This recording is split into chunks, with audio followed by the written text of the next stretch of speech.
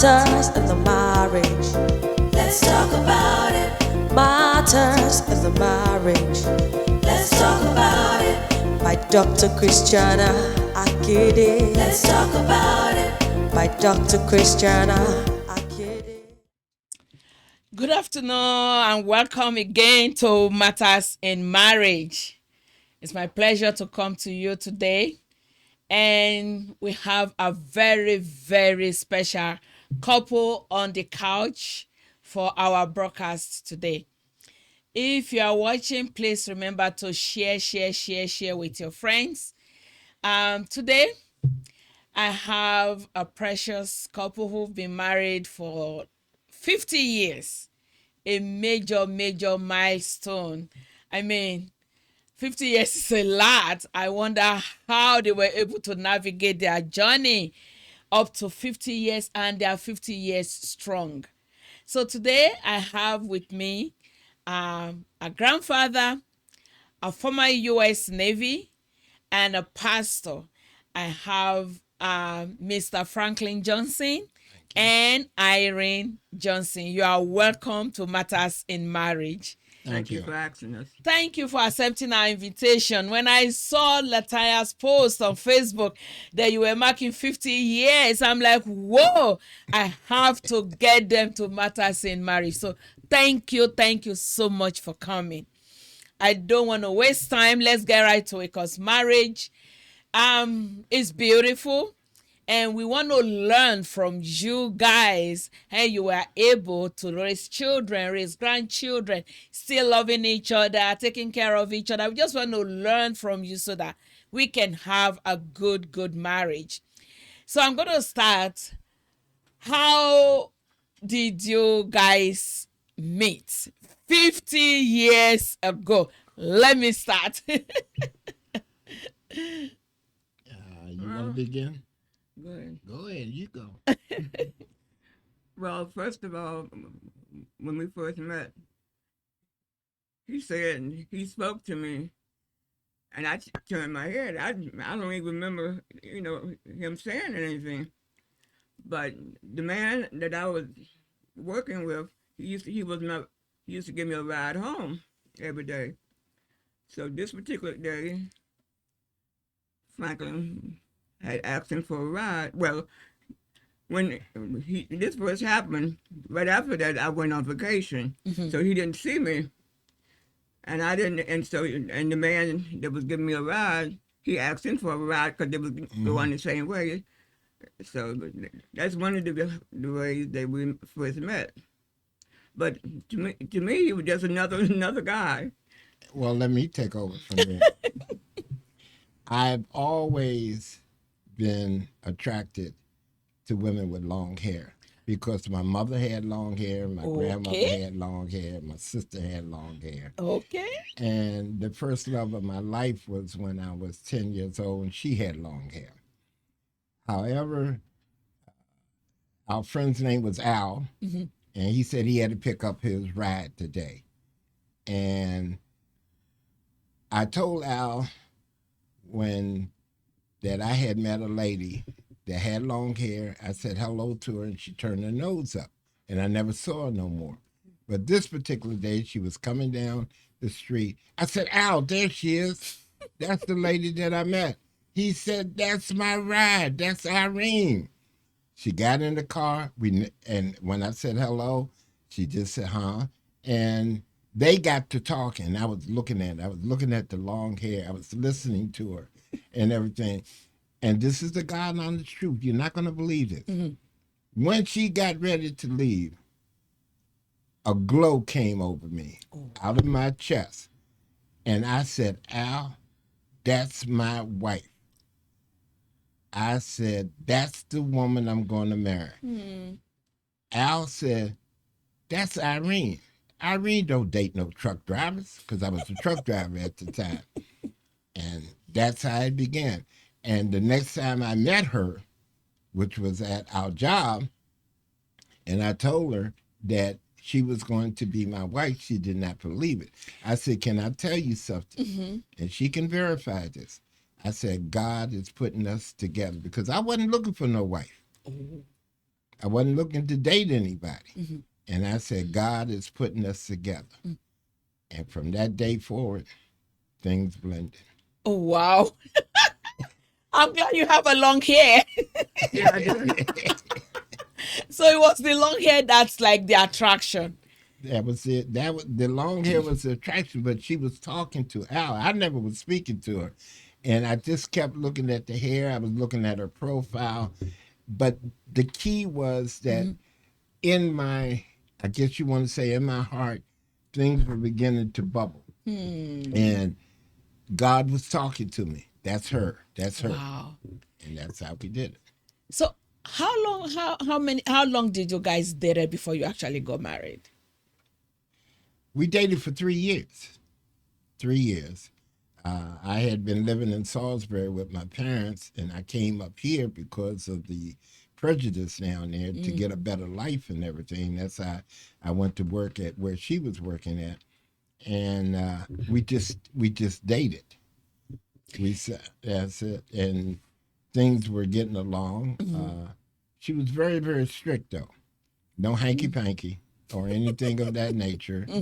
And it was 30 days. She came back in September. It was the end of September before I even got a kiss. So what was your first impression of him when you saw him? Did you have the same butterfly like he did? No. So what convinced you that, okay, this is gonna be my man? You know, he was just another guy. But, you know, we started talking. I found out that he had a child and I had a child. And we had that in common. But then we like the same type of music. Movies, not so much, because he was into a lot of action stuff. Right then, I was, in my era coming up, it was a lot of cowboys. So Western was my thing for a while. But we like to do the same stars. I like Lash LaRue and Gene Autry and Roy Rogers. It was back in the day. So that's one of the ways that we Wow. communicate.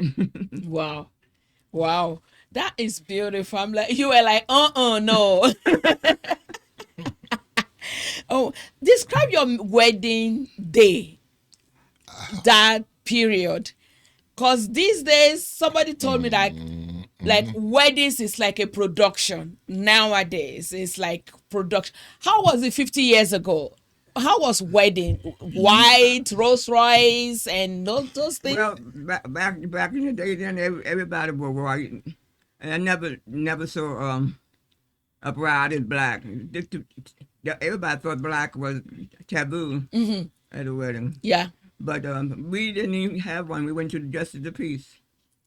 Can I take over from Yes, there? please. 'Cause don't laugh too hard. We got married. And I said, well, what are we going to do? Go out. I thought we was going to be off all day because I took off for the whole day. Off from work? She went back to work. No way. Now, listen, because she's going to bring up to some of the disclosures that we went through that we didn't know about each other that I had to adjust to. I had to adjust, not her. I had to adjust to. I went over my best friend's house. I was very, very, very disturbed that she didn't want to be with me on our wedding day, that she would go back to work. So I went over my friend's house, and the more we discussed, the more we drank, and I got drunk. That's on your wedding day? On my wedding day. Okay. On my wedding day, I laid over there on the couch. I was out, and she was on the other end. We had a big bottle between us, and so my wife called the next morning, and her sister said, "Oh, Frank's over here, but he's knocked out. Will is knocked out, and everything." And she laughed at it. She laughed at it. But that was our wedding day. right there. And so I had no wedding night. And the only thing we did was got married. So in looking at that, marriage was another way of meshing us because we both had children. We both loved the children that we had. And to me, I'm just saying to me, that with her child, I was more into being a father to her child than she was being a mother to mine because my child was still with his mother. But we talked about it and we meshed that together. That was our first hurdle in the beginning of our marriage. Was it challenging meshing together? Was it challenging? Was it like a little bit difficult? No, it was one day at a time. My wife said after that day, because I had got inebriated, she said, I don't think that you need to drink anymore. You're not in the Navy. Oh. You're not with your buddies. And I think you need to cut back because you get a little iffy when you get to drinking and you want to talk a little too much and everything. You know, he's another Dr. Jekyll and Mr. Hyde when he drank. And, a whole different person. But I did. I stopped. And the last time I had a drink was in 1990 when my mother died at her funeral, the repast with all my uncles. That was the last time I ever had a drink. So because of her, you adjusted. These days we hear something like, she's trying to change me and I don't want to change. So marriage was that important to you, and you loving her was really important to you, that you were willing, to amend some of your ways, right? Right. When you say important, I noticed the change, but for all of my friends, the change was good because they saw our marriage flourishing too. Whereas immediately I didn't see it. I saw it as a challenge rather than it was flourishing. And every obstacle I overcame, I said, oh, it's success. I was successful. And when our first child together, which was LaTanya, came, that enhanced the flourishment between us too. And it enhanced the dialogue because we talked about it quite a bit. So just to learn more, go ahead. And the reason why we got married was I said, I'm not going to bring another child without a husband. I said a child should have both parents. So, and we did it for tax purposes too. Oh yes, I like that. That is wonderful, because even these days, like you just mentioned, taxes, when there's no communication, we see couples going at it because of tax filing, but having that clear understanding from the jump, it looks to me like you guys have like a good communication between the two of you. Like there was no secret, there was nothing, there was transparency. No secrets. I told her everything that was happening in my life. And at the time I became a cab driver and I became a chauffeur. And I shared that with her, what was going on with that. She shared with me what she was doing on her job and everything. And then I got an offer to work on the job that she was on as a manager of the trucks at Wall Street Journal, where I began to flourish as a supervisor and everything. And that, again, is another point in our life that we took. But the key, I really believe, was that Tanya was born. And I did everything I could to make her happy. Oh. The best crib, the best this and everything.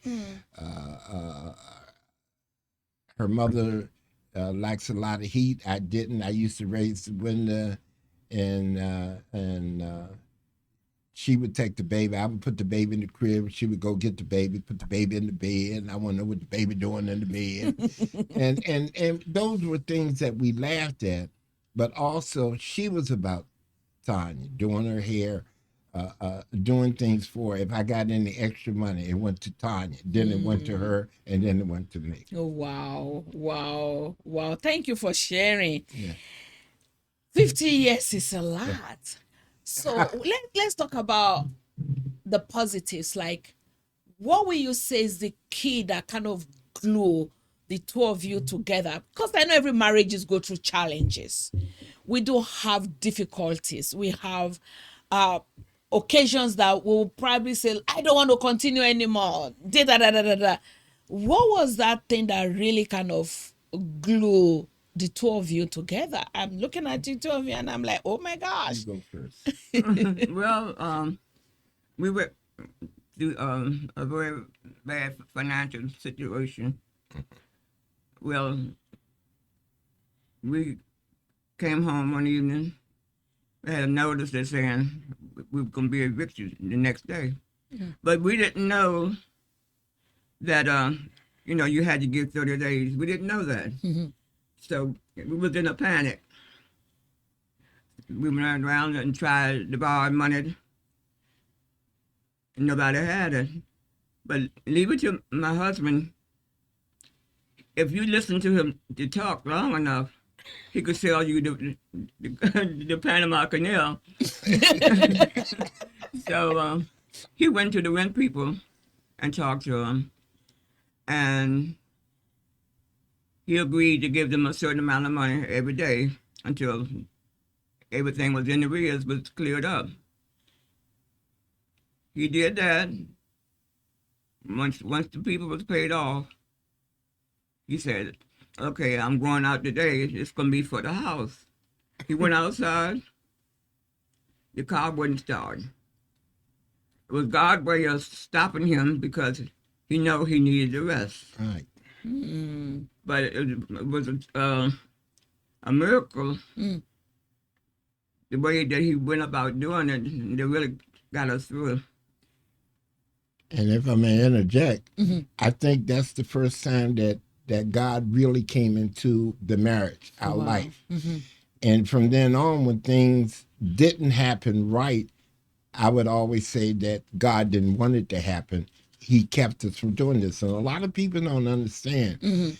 Everything doesn't have to be positive to be positive, and everything doesn't have to be bad to be bad, because things happen. I believe if we are good Christians, and they say that God knows everything, things happen to us sometimes for the betterment of us, even though we don't believe it and know it.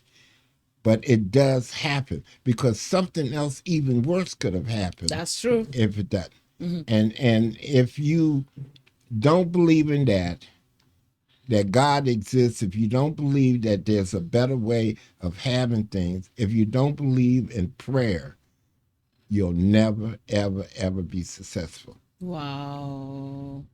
And that's what I tried to interject in all my children. If I cannot help you, ask God. You got to ask God yourself. Yeah. And to give you another example, and that's just fast pacing it a little bit. I'm on dialysis, and I've been on dialysis since 2012. I was going to get a transplant, but the people said that I was going, at Georgetown, that does the transplant, said that I had 3 to 5 years to live, top. It was very bad. I was a diabetic. I was taking shots, insulin and everything, shots. And they said, Mr. Johnson, I can't give you no more than 3 to 5 years. And I said,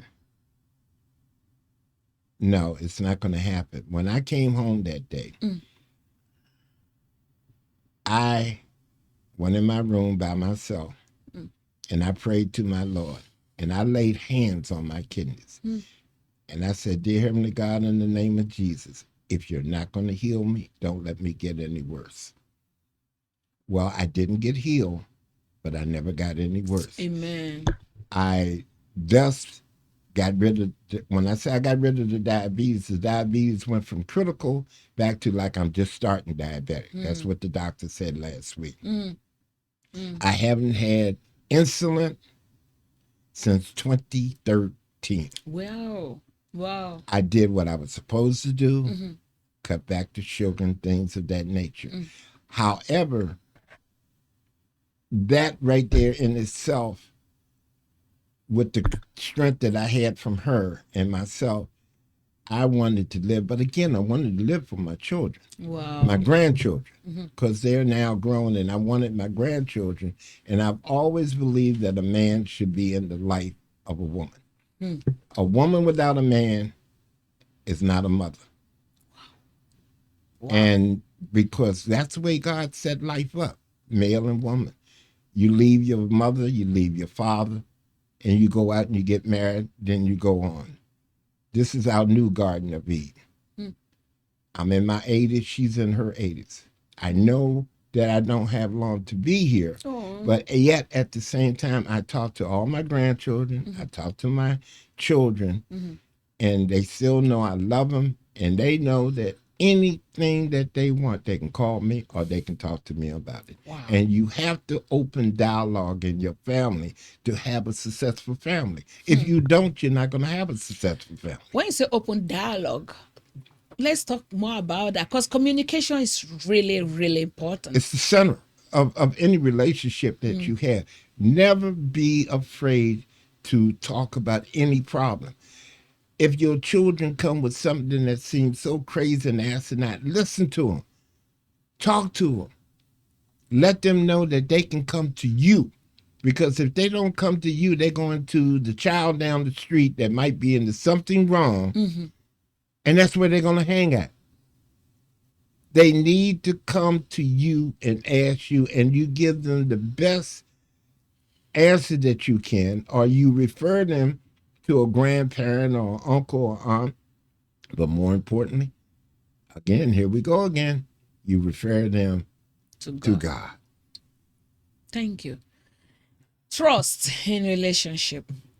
I'm going to be asking you, Irene. Over the years, has he ever betrayed your trust in him? Trust. What you say?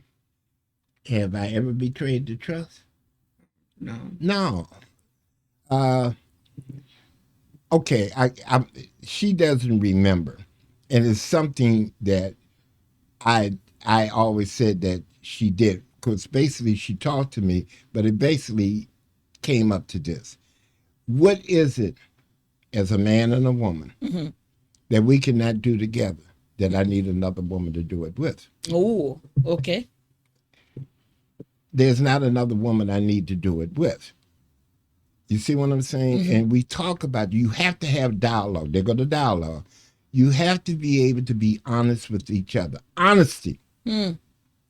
I told my wife, as I learned later in life, I don't use the word love. Think about love. It becomes a redundant word. I love your face. I love your eyelashes. I love you. There's too much love there. You know what I tell her?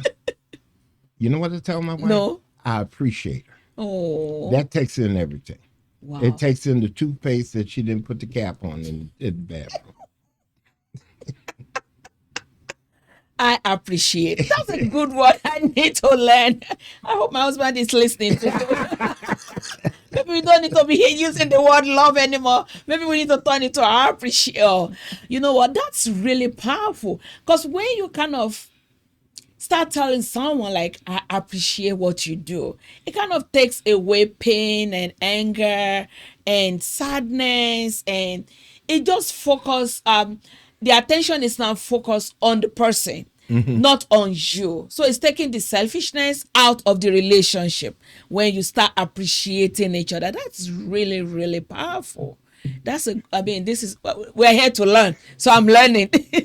I will, if you allow me, I'd like to say this too. A lot of people don't know this. I really like to say this. And I have learned even talking to other people. In your relationship Yes. of being married, I, as a man, must let you know that you're still lovely as the first time I met you. I met her at 31. I was 27. Yes, I'm 4 years younger than her. Yet and still, every day I've been with her, I tried to let her know that I still love her. I still care for her. And I took a little play out of my father's playbook with my mother. I said, Mama, why is it that when Daddy always talks to you and he leaves you, he pats you on your backside? She said, that's him showing appreciation for me and he still loves me. I did that with her Wow. to let her know. But here's the thing, I got kids now. Kids see how I'm treating her. And often my kids say, I wish I had a man or my boyfriend was like you, Dad, or something like that. Do you know what that makes me feel like when one of my kids say, I wish that my man was like you? You see what I'm saying? Because we have a very derogatory outlook from other people looking in about our situation as a black couple.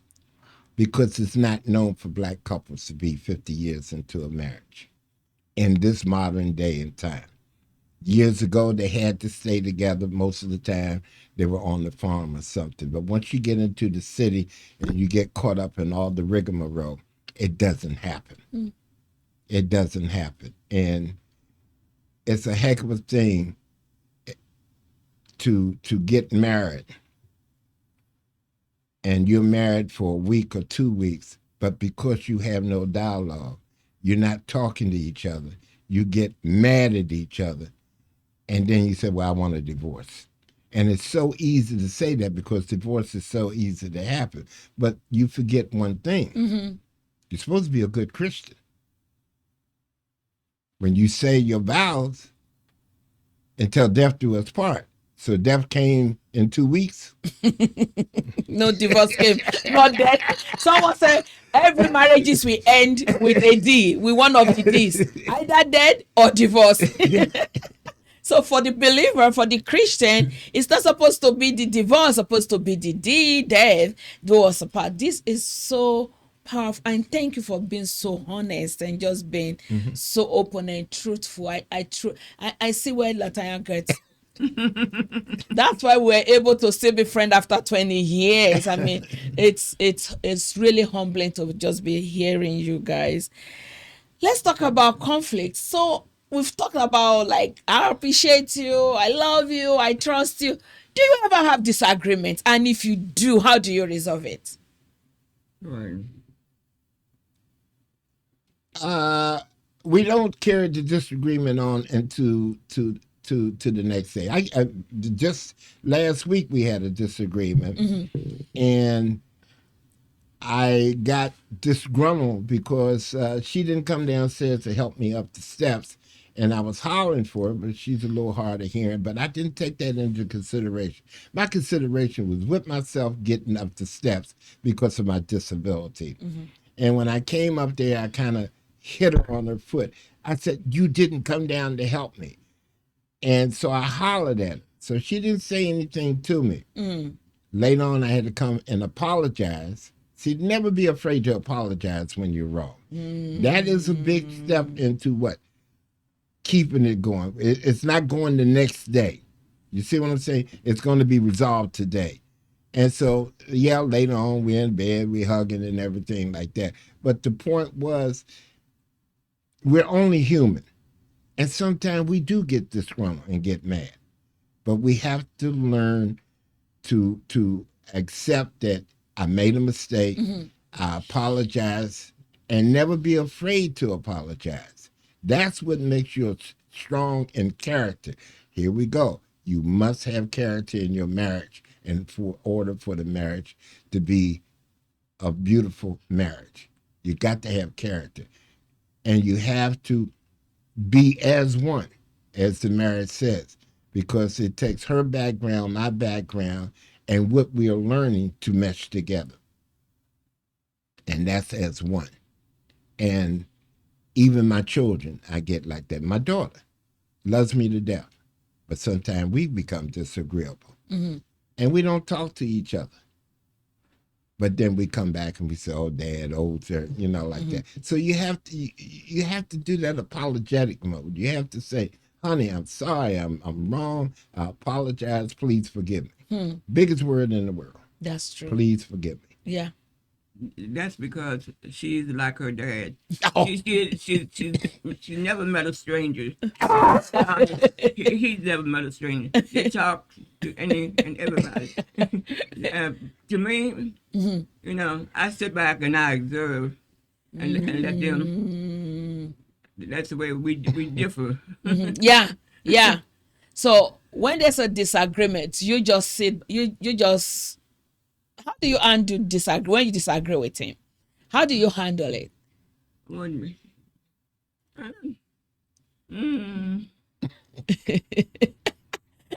kind of strange. But anyway, the biggest thing in a marriage is trust. You have to trust each other. Nowadays, women they check their husbands' phones to see who they're talking to. Whatever. Yeah. Back in our day, we didn't have that. My husband worked out in the public. He was a cab driver. He was a chauffeur. That's He true. met all types of people. A lot of situations he got into. If I didn't trust him, I wouldn't be here today. Because he would come and tell me he's a cab driver. Women like to sit up in front beside him. Yeah. Because they think he got money or whatever. But it's one thing, I never had to ask him for any money. He brought his money home. He shared it with me and his kids. So that's one of the things. Nowadays, you can look in your house and see who's there when you're not there. We didn't have that liberty. So we had to go with our own instincts and trust and faith in each other. Yeah. Yeah. Trust is really big. And that's something that is, these days, is so difficult to even trust because there's so many fake everything. You have all the social media, the technology, people lie, people are not what they are, they're not real. So some people got into marriage with duplicity. They're not just truthful, they're not honest. Can I ask you a question? Yes, please. And this is very, very important. Yes. Very, very important. How often do you ask your husband questions? Whatever's on your mind, how often do you I bring?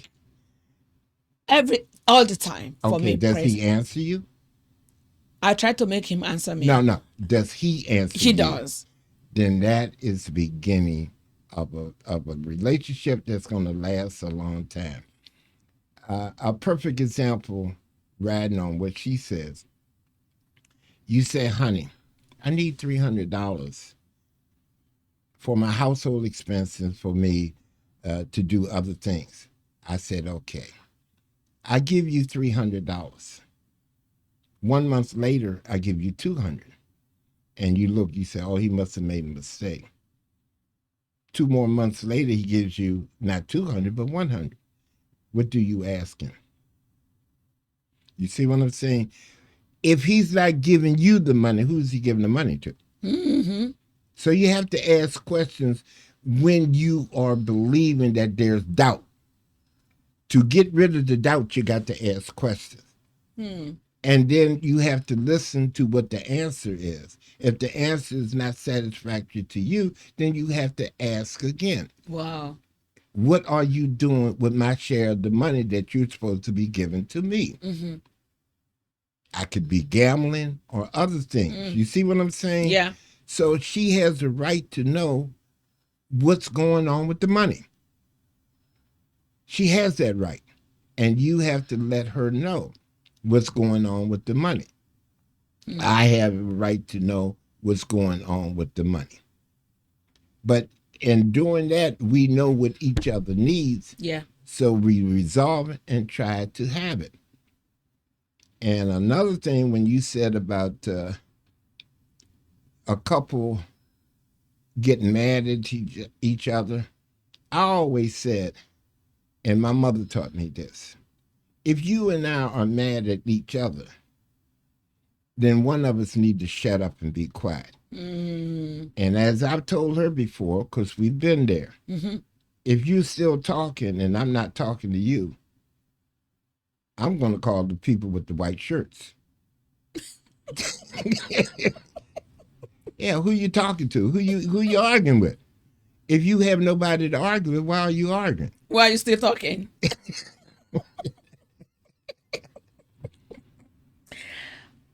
Okay, that makes a lot of sense. That makes sense. So that is a signal for me to shut up. Oh wow, this is really interesting. So looking 50 years and looking at today, what will you say is the major thing that we've misunderstood about marriage? What is it that this generation, our generation, what are we missing? What do we miss? Did we misunderstand something? Is it that? Well, one of the things about this generation is the kids.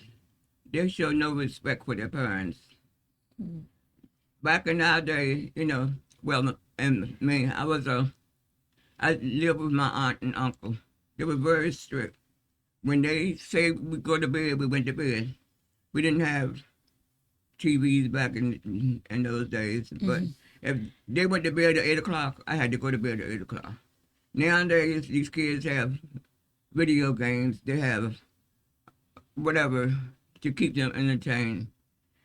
They don't show respect for their parents. You tell them to do something, they take their time. Oh, I got it. Oh, I'm going out with my friends. I do it later. When I came up, they tell you do something, you did it right then and there. No questions asked. Mm-hmm. Mm-hmm. And today, the greatest thing that you can do with your child is show them respect. My kids never saw me drunk. They never saw me. All her friends respected me when they came in my house because I treated everybody. It doesn't matter whether black, white, whatever. I treat them all the same. Mm-hmm. I told them, if they had an apple and they wanted it for themselves, you ate it after your friends left. If your friends were here and you want to eat it, you share it. And that's the way it's always been. Mm-hmm. And that's the way I've always been. If I had something, I shared it with them. When it came time to eat, the father ate first. My kids ate second. I made sure everybody had enough to eat. Hey, it didn't matter about me. I wasn't a big eater anyway, but I made sure that everybody else had their share. Mm-hmm. Wow. I worked 2 jobs. Every holiday, especially in retail, I get off at 10 o'clock at night. Holiday, Christmas time, I come home, I start Christmas dinner. I stayed up all night cooking for them so they would have a meal the next day. When I went to bed, I would tell my husband, you got to get up and baste the turkey. But to me, it's all about respect also. You have to respect and you have to give respect. Yeah. Yeah. Thank you. So what just so can you add something to what she said? What are we missing? What are we missing today in marriage? What do you think we're missing? Just like you said, we have people 2 weeks marriage and they're done. Did we miss something? It's respect. Again, the word respect. I respect her and her thoughts. She respects me and my thoughts. If there is a question, we talk it out. Sometimes you have to give. Never be afraid to give. You have to give to make it work. And then at a later date and time, you have to be able to say that I was right, you were wrong. Never be afraid to say you're wrong about anything, because that shows the other party that you acknowledge that it was wrong and that they were right. And that's a relief in the family right there. Also, here you again go. Here you go again, brother. You're married. You have to always remember, when you first started dating, you were a couple. Before the children came, you were still a couple. You were married. And you did things to impress her. She did things to impress you. And that's what you have to do after the kids get here. You have to still do the things to impress your wife, but it also impresses the children that you're impressing your wife. Oh, Daddy really loves Mama. Look what he did. He bought her a brand new TV, brand new furniture, you know? And the children never forget that, because my father did the same thing with my mother, you know? And again, you have to have dialogue. Don't just come home from work, eat your dinner, look at the TV, take your shower, and go to bed without a dialogue. What did you do today? Wow. How do you feel? I want to know how you're feeling. You know, maybe your feet hurt because you're on your feet all day. I need to take your feet and rub you. Don't be scared to touch it, because now we've been married for 10, 12 years. What, I can't touch you no more? You have to let them know that they're the most important thing in your life, and you still appreciate them. Oh, thank you so much. That is so well said. It's so beautiful. I'm just so captivated with it. With the way you lay these things out there, it's just so flawless. It's so beautiful. Thank you. Thank you. Thank you so much. Thank you for being an example in our community also. Because just like you've rightly said, especially with people of color, with so many things happening, it brings so much challenge to marriages at home, where you have to work 3 jobs, 4 jobs, and you still have been able to come home and still rub mama's feet and still cook. It's a lot. It's a lot. And just for sticking it out up to this time, it's I really appreciate you. I really appreciate that. I'm gonna ask, who cooks in the house? She's the cook. Now she is. I used to cook. Oh wow! And, So what was but your best when meal? When I lost the able to walk good, so I don't. But she's the cook in She the cooks. house, Oh wow! and everybody loves her cooking. Oh wow! Wow! It's so smart. I learned how to cook at an early age because That's when beautiful. my aunt used to work day jobs, do day work. When I come home from school, I had to start dinner. So that way I had to learn how to cook at an early age. And the only child that I have now that's interested in cooking is Tanya. She was the only one that was interested.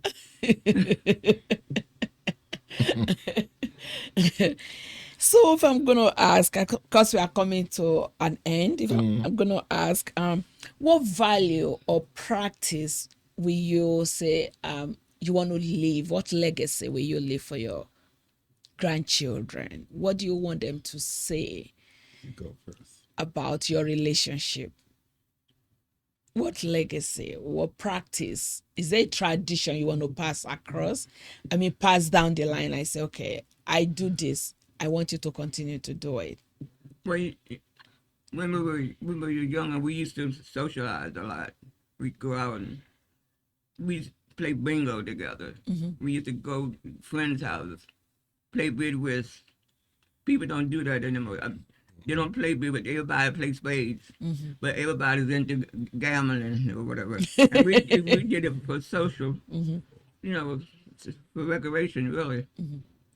And I don't know. Just have to do things, learn how to do things together, and do it well. And do it well. Because I got him he, from making fast money. Mm. What do you mean by you kept him from making fast money? Papa want to make fast money. Well, he used to work with a couple of guys, and they started in the drugs, but they didn't know what they were doing, and he was showing them how to mix it, whatever. And he used to bring the money home, and I asked him, I said, well, "Where is this money coming from?"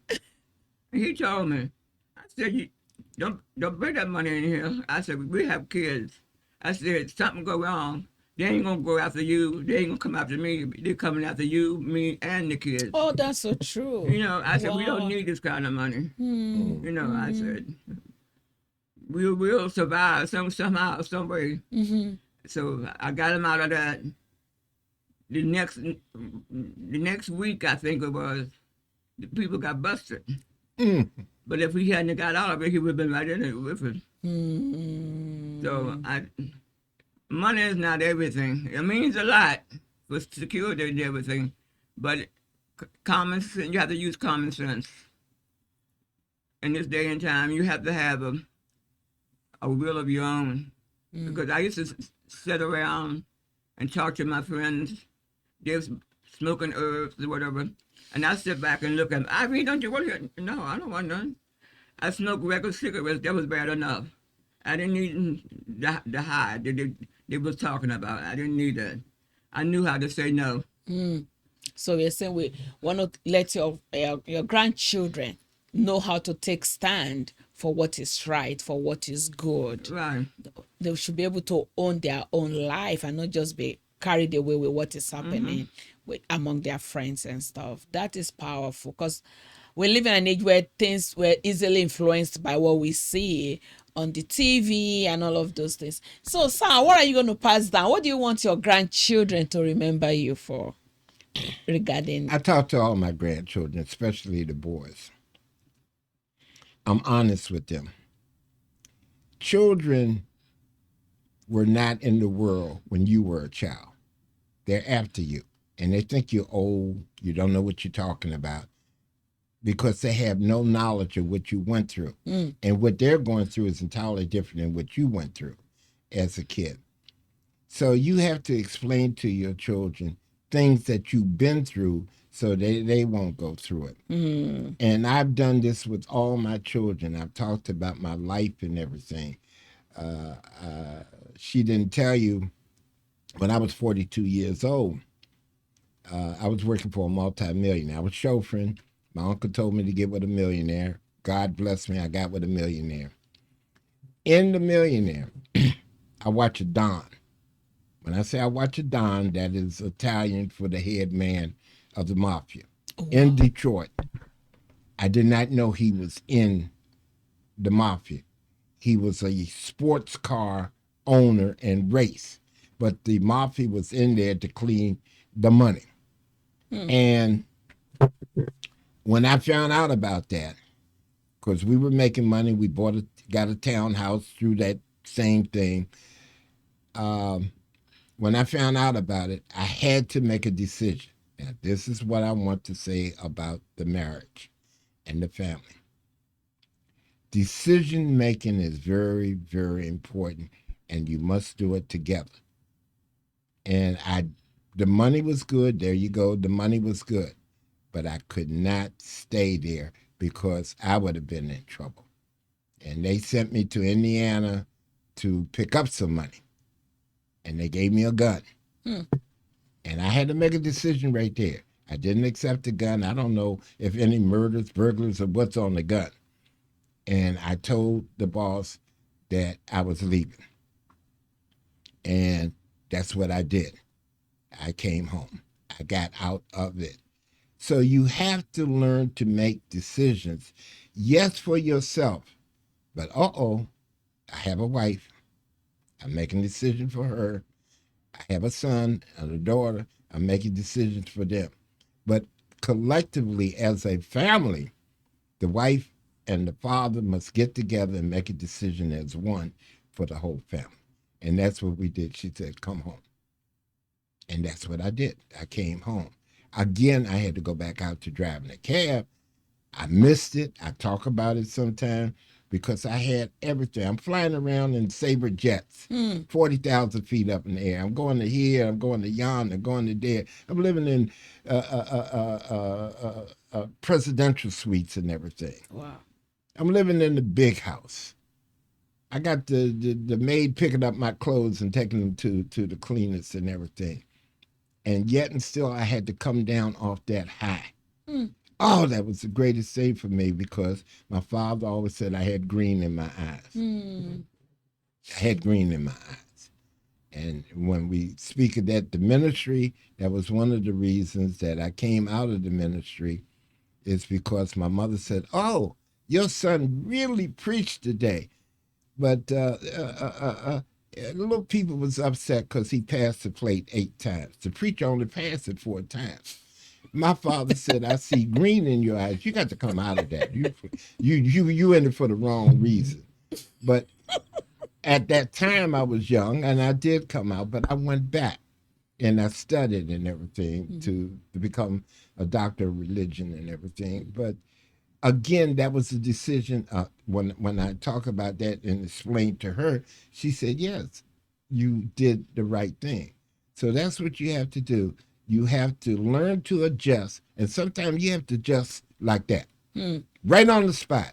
And one of the things that Confucius said, never be afraid to make a decision. It doesn't say, well, can you give me till tomorrow? Sometimes you need a decision now because it's going to affect your life or the rest of your life, or it's going to affect your wife. It's going to affect your family. She has to be able to trust you to make the right decision. I got to be able to trust her that she's going to make the right decision. See what I mean? We had a lady in our first place where we lived that wanted us to take her child. She couldn't handle it, but I seemed to be, her and I could handle children. She was going to pay us to take a child. Good money. And at that time, we needed money, the green in the eyes. The green in the eyes. And my wife said no. I said yes. I said, why we can't do that? I mean, she's over here all the time with our older child and that, and I'm taking them out to the Capitol Center all the time. I'm with them all the time. And she said, no, I do not think it's the right thing to do. We have enough problems with the children that we have. You're going to take another problem and add to our problem. If you want to give her advice on what to do, do that. But don't bring the problem into the house because we have problems. Wow. And I had to respect that. So I didn't do it. I wanted to. I tried to convince her, but I could not make her move from her stand. Then years later, looking at it and talking about it, I finally understood what she was talking about. Yes, we would have been getting money, but we would have been getting a big problem because she was hard hit. Didn't want to listen to her parents, so what makes you think she's going to listen to us? So that was a big thing because I was young in our marriage. So several things happened young in our marriage to bring us to being old in our marriage. And I would like to say I'm not old in my marriage. My wife and I are mature in our marriage.